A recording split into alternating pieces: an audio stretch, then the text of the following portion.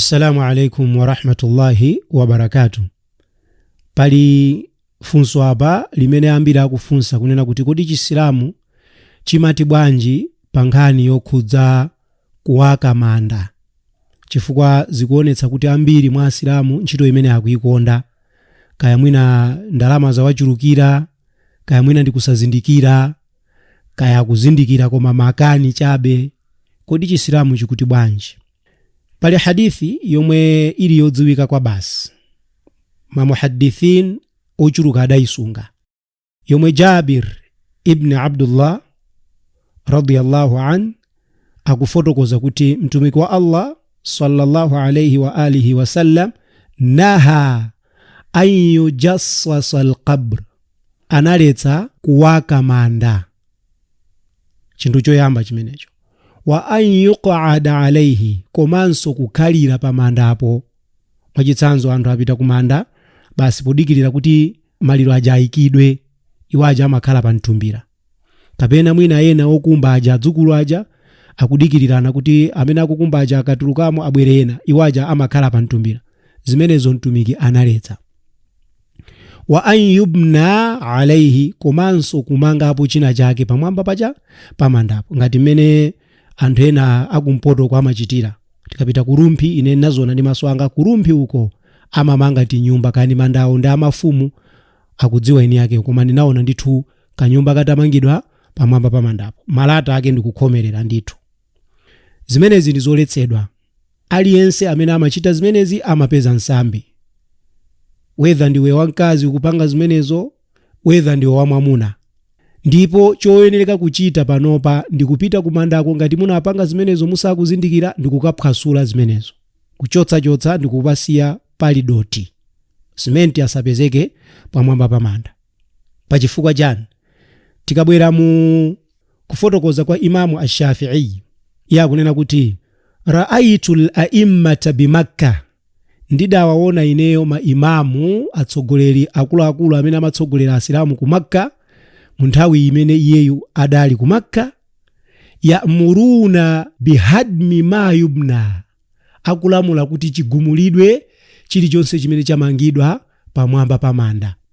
Wayadullu ala alhadmi, ndipo amapereka umboni pakugumulaku hadithu aliyin almutaqaddim, hadithi yochokera kwa Ali ibn Abi Talib. Kodi hadithi yake nditi? Tikapita mu sahihi Muslim tipeza Abi al-Hayyaj al-Asadi akufotokoza kuti qala li Ali ibn Abi Talib, adandiuza ine Ali ibn Abi Talib. And Ali ibn Abi Talib ni sahaba, komanso ni mmodzi mwa mafuqaha amina sahaba, adaliso ophunziraso kuchokera mu gulu la masahaba.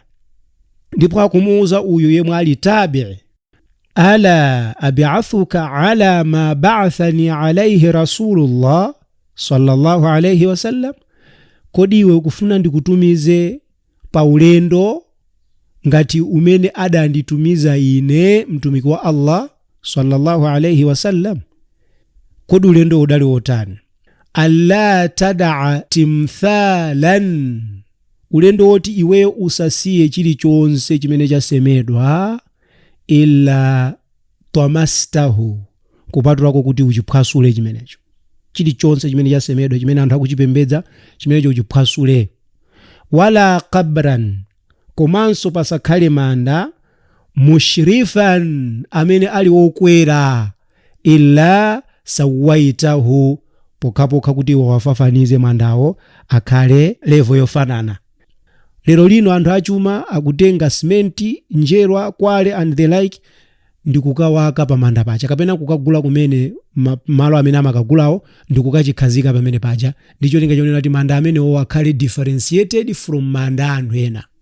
Hadha haramun. Anthu akamwalira pasakhale kusiyana manda awo, whether munthu uyo anali wochita bwino pa society, whether anali osauka, whether munthu anali odziwika, whether munthu anali osadziwika, whether munthu anali wachuma kapena iyayi, whether munthu anali alim kapena sanali alim, manda awo akhalabe chimodzimodzi. Ndiye muone kufotokoza kumene adafotokoza Ibn Qudama ngati anthu mukufuna kuyika chizindikiro pamandapo palibe vuto. Wala ba'sa bita'alimi alqabri bihajarin au khashabatin, palibe vuto kuwapanga manda kuti mwazindikire pogwirisira ntchito mwala kapena chikuni kapena kantengo. Qala Ahmad ibn Hanbal, Imam Ahmad ibn Hanbal adayankhula kunena kuti chani, la ba'sa an yu'allima ar-rajulu al-qabra alamatan ya'rifuhu biha, palibe vuto kuti munthu ayikepo chizindikiro pa manda ndicho linga choti manda awadziwadziwa akabwera kuti akawaone, palibe vuto. Wa qad 'allama an-nabiy sallallahu alayhi wa sallam qabra Uthman ibn Mad'un, chifukwa zimene zonso mtumiki adachita poyika chizindikiro pa manda a Uthman ibn Mad'un. Zimene zakuzitenga kuti Ahmad ibn Hanbal, hadith yomwe Abi Daud adayitolera. Tikumbukire kuti Abi Daud adaliso ophunzira wa Ahmad ibn Hanbal. Ndi Abi Daud adasunga mu sunanu yake hadith yochokera kwa Al-Muttalib kunena kuti lamma mata Uthman ibn Mad'un, atamwalira Uthman ibn Mad'un, ukhrija bi janazatihi fadufin, idatulutsidwa jeneza yake ndipo idayikidwa. Amara an-nabiy sallallahu alayhi wa sallam rajulan an ya'tiyahu bihajarin, ndiye mtumiki adamulamula mwamuna wina kumandako kuti afunefune mwala aubweretse. Falam yastati' hamlahu, koma munthu yosada kwanitse kunyamula mwalawo. Faqama ilaiha Rasulullah sallallahu alayhi wa sallam, ndiye mtumiki adapita kumene kudali mwalawo. Fahasara an dhira'aihi, ndiye mtumiki amapinda mala yake, mkanjo wake ankapinda kumanjako, kupinda kuti aunyamule bwinobwino. Ndiye hadith ikupitilira kuti qala al-Muttalib adapitiliza kufotokoza kuti qala alladhi yukhbiruni dhalik an rasulillahi sallallahu alayhi wa sallam qala, ndiye munthu amene adanduuza nkhani kuchokera kwa mtumiki sallallahu alayhi wa alihi wa sallam adati, kaanni anzuru ila bayadi dhira'i rasulillahi sallallahu alayhi wa sallam hina hasara anhuma, zili ngati kuti ineyo ndikuona nthawi imeneyo mene mtumiki ankapinda manja yake, ndili ngati kuti ineyo ndikuona kuyera chifukwa anapinda ndithu nkulekezera chaumunde, zili ngati kuti ndikuona panopa pa nthawi yomwe amapinda chani, amapinda mala yakewo. Thumma hamalaha, ndiye mtumiki adaunyamula mwala uja, fawadaaha inda ra'asihi, ndipo adawika chakumutu kwa Uthman ibn Mad'un, kapena kuti kumutu kwa manda a Uthman ibn Mad'un. Waqala, ndipo mtumiki adati, ata'allamu biha qabra akhi, mwalawu undizindikiritsa manda ambale wangayo. Wa adfinu ilayhi man mata min ahli, ndipo zindipangitsa kuti amene wamwalira kubanja kwanga ndidzathe kumuyika pafupi ndi ndani, ndi Uthman ibn Mad'un.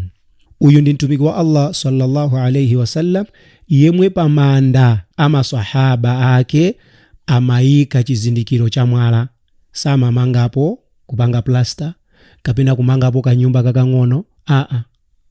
Iye adatiphunzitsa ife kupanga zimenezi. Ndiye zili kwa inu amene muli ndalamanu kuononga ndalama zanu pokagula simenti ndikukatayira pamenepo, kapena zili kwa inu kutsatira chiphunzitso cha mtumiki sallallahu alayhi wasallam chimene palibenso chiwongoko kuposa chimene yeyo adatisira. Wassalamu alaikum wa rahmatullahi wa barakatuh.